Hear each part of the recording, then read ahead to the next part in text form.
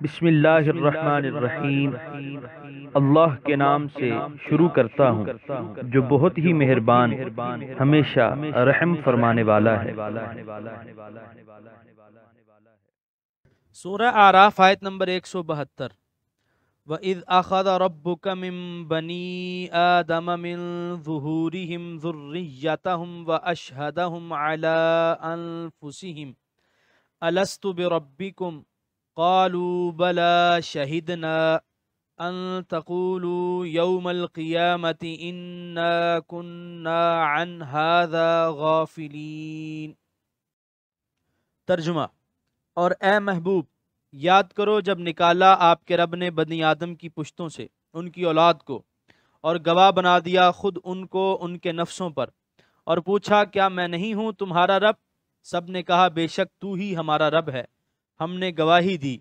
یہ اس لیے ہوا کہ کہیں تم یہ نہ کہو روز حشر کہ ہم تو اس سے بے خبر تھے۔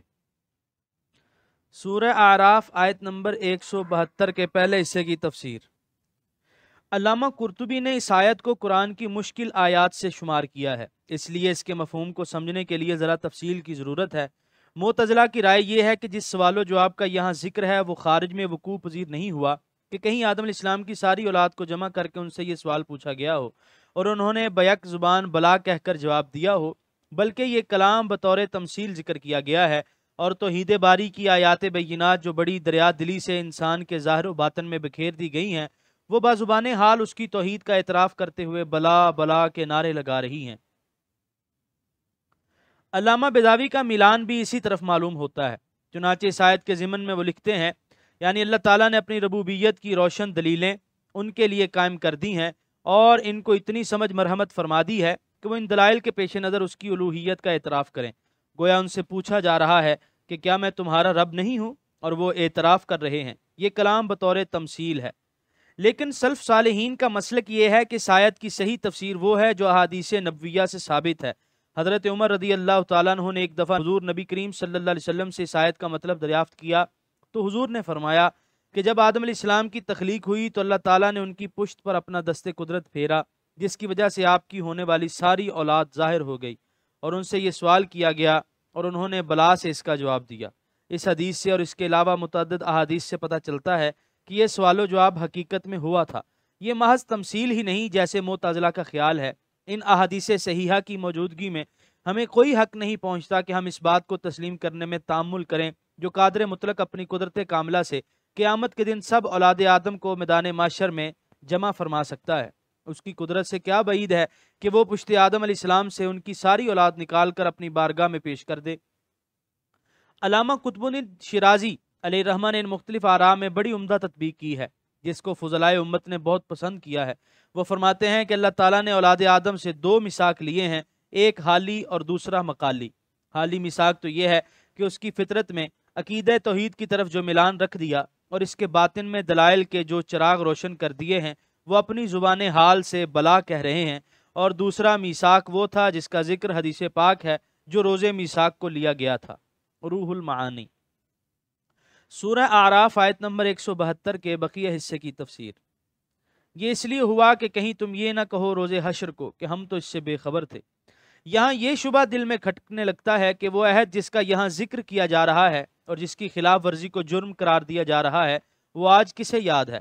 کیا ایسی چیز جو بالکل فراموش ہو چکی ہو وہ بھی حجت قرار دی جا سکتی ہے؟ تو اس کا جواب یہ دیا گیا ہے کہ اس میثاق کی یاد اگرچہ ذہن اور شعور سے محو ہو چکی ہے لیکن تحت شعور میں اب بھی موجود ہے، اور انسانی فطرت میں اس کی ایسی تخم ریزی کر دی گئی ہے کہ جب بھی اسے صحیح رہنمائی، صحیح تربیت اور مناسب ماحول نصیب ہوتا ہے تو فوراً یہ بیج اگتا ہے اور چشم زدن میں توحید کا شجر طیب اپنی آفاقی وسعتوں کے ساتھ ظہور پذیر ہو جاتا ہے۔ اگر توحید کو قبول کرنے کی صلاحیت انسان کی فطرت میں ودیت نہ کی گئی ہوتی تو کوئی تعلیم، کوئی رہنمائی، کوئی ماحول اس کو توحید کا سبق نہ ازبر کرا سکتا، کیونکہ یہ ساری چیزیں فقط انہی صلاحیتوں کو بروئے کار لا سکتی ہیں جو پہلے سے انسانی تحت شعور میں موجود ہوتی ہیں۔ ایک آدمی تیر بھی نہیں سکتا اور ہوا میں اڑ بھی نہیں سکتا، لیکن آپ اس کی مناسب تربیت کر کے اسے ایک بہترین تیراک تو بنا سکتے ہیں، لیکن آپ ہزار جتن کریں اس کو ہوا میں اڑنا نہیں سکھا سکتے۔ اس کی وجہ یہی تو ہے کہ اللہ تعالیٰ نے انسان میں تیرنے کی استعداد رکھی ہے لیکن اڑنے کی صلاحیت نہیں رکھی۔ تو معلوم ہوا کہ یوم میثاق کو جو بلا ہم نے کہی تھی وہ ہمیں بھول جائے تو بھول جائے، لیکن وہ ہمارے رگ و پے میں سمائی ہوئی ہے، فقط کسی ماہر کے چھیڑنے کی منتظر ہے۔ تو ذرا چھیڑ تو دے تشنہ مضراب ہے ساز۔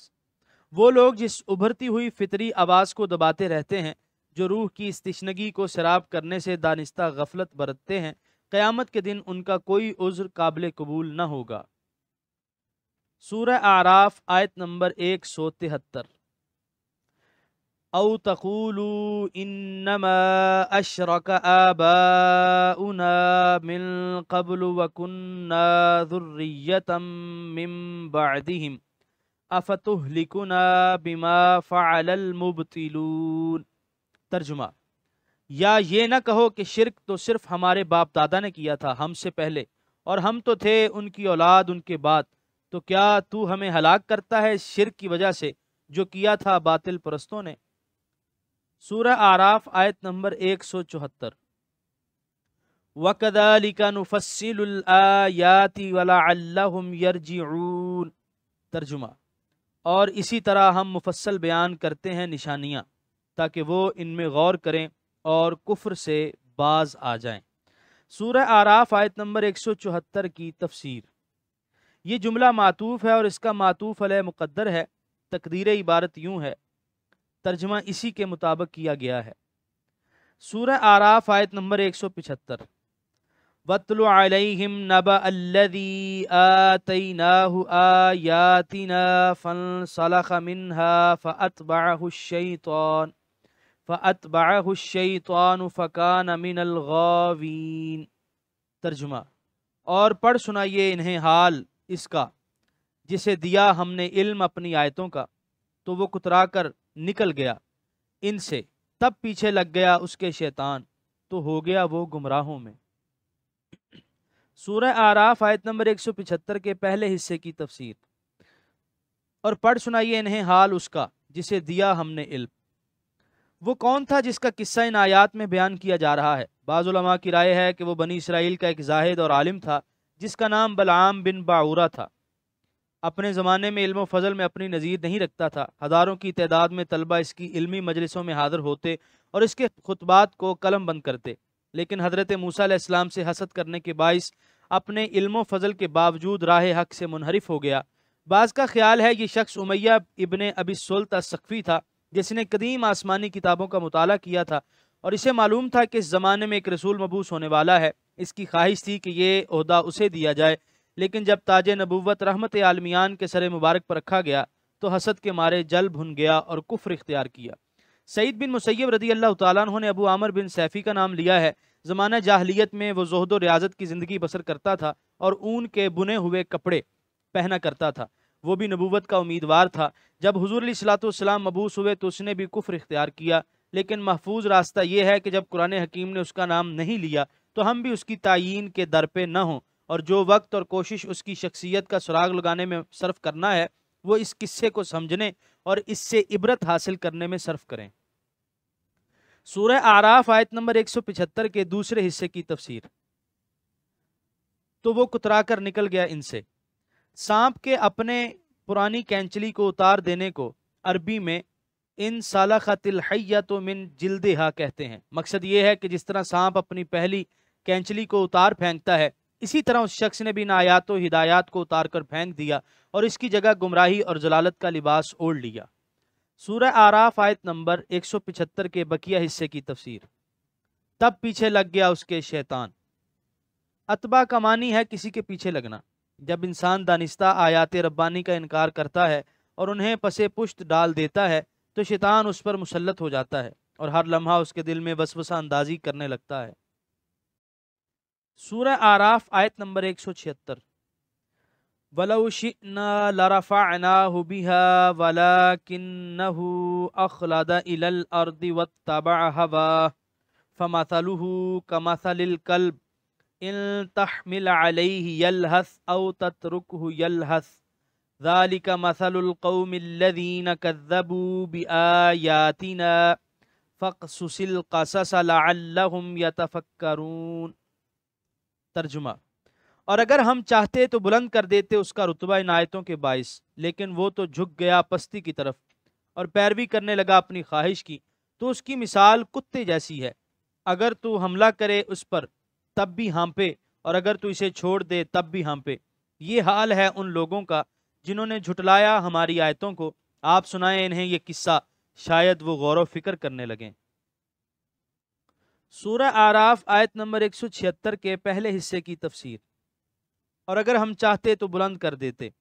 حقائق کا جو علم اسے عطا کیا گیا تھا، اگر وہ اس پر عمل پیرا ہوتا تو مقربین بارگاہ الہی میں شمار ہوتا اور مناصب رفیع اور مراتب عالیہ پر فائز ہوتا، لیکن اس بد نصیب نے تو اس سے ایسی آنکھیں بند کر لیں اور نفسانی خواہشات کا ایسا پرستار بن گیا اور حرص و لالچ کا اس پر ایسا غلبہ ہو گیا کہ یوں دکھائی دینے لگا کہ اس نے ذلت کو پستیوں سے چمٹے رہنے کا عزم مصمم کر لیا ہے، اور وہ کسی طرح بھی انہیں چھوڑ کر ہدایت کی بلندی کی طرف ایک قدم بھی اٹھانے کے لیے آمادہ نہیں۔ ولو شئنا، یعنی اگر ہم چاہتے تو اسے اپنے من مانی نہ کرنے دیتے اور اسے مجبور کرتے کہ وہ ان دلائل کی روشنی میں راہ حق پر طوعاً و کرہاً قدم بڑھاتا چلا جائے، لیکن ایسی جبری مداخلت ہماری حکمت کے منافی ہے۔ جو شخص جان بوجھ کر ہلاکت کے گڑھے میں چھلانگ لگانے پر بضد ہوتا ہے، اسے اس کا شوق پورا کرنے دیا جاتا ہے۔ اخلادہ کا صلہ جب الہ ہو تو اس کا معنی ہوتا ہے اس چیز کی طرف مائل ہونا۔ سورہ اعراف آیت نمبر 176 کے دوسرے حصے کی تفسیر۔ تو اس کی مثال کتے جیسی ہے۔ کتے کی فطرت میں حرص و طمع کوٹ کوٹ کر بھرا ہوا ہے۔ جب دیکھو گلی سڑی چیزوں اور غلیظ ہڈیوں کی تلاش میں منہ لٹکائے کوچا بکوچا پھر رہا ہے۔ اس شخص کی مثال بھی ایسی ہے، حصول دولت کے لیے کتے کی طرح ہر حال میں ہانپتا پھرتا ہے۔ سورہ اعراف آیت نمبر 176 کے بقیہ حصے کی تفسیر۔ آپ سنائیں انہیں یہ قصہ، شاید وہ غور و فکر کرنے لگیں۔ یعنی یہ خستہ حالی، پریشانی اور ہر وقت کا اضطراب کسی ایک منکر حق کے ساتھ مخصوص نہیں، بلکہ جو بھی حق کو حق پہچانتے ہوئے اس سے روگردانی کرتا ہے، اس کا یہی حال ہوتا ہے۔ اس چیز کے بیان کرنے کا مقصد یہ ہے تاکہ غفلت کے مارے ہوش میں آئیں اور عبرت حاصل کریں۔ سورہ اعراف آیت نمبر 177۔ ساء مثلا القوم الذین کذبوا بآیاتنا وانفسهم كانوا یظلمون۔ ترجمہ: بہت بری کہاوت ہے اس قوم کی جنہوں نے جھٹلایا ہماری آیتوں کو اور وہ اپنی ہی جانوں پر ظلم کیا کرتے تھے۔ سورہ اعراف آیت نمبر 178۔ من یہد اللہ فہو المہتدی ومن یضلل فاولئک هم الخاسرون۔